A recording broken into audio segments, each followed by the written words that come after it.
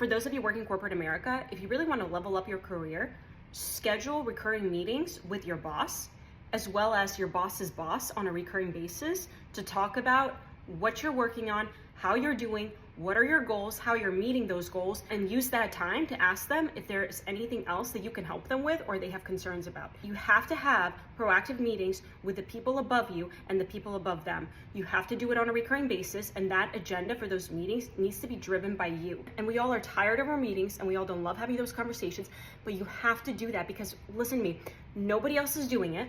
So you stand out by doing that. You're going out of your way to purposefully create a relationship and to have a connection with those people and to also discuss your expectations. It's a really good way to get them to recognize your name on a piece of paper when they look at it at the end of the year at any decision-making process.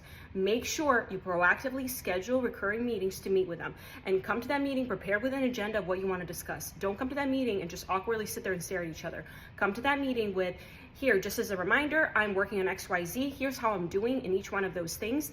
My goals for the year was this. This is how we're tracking to those goals. And then ask them, is there anything else I could be doing that would be beneficial to myself, to these goals, to this organization, whatever it is. And again, if this isn't already happening, this should be happening with who you report to, but this should also be happening with the person above them. So let's say you're a manager and you report to a senior manager, you should meet to the director above that senior manager as well.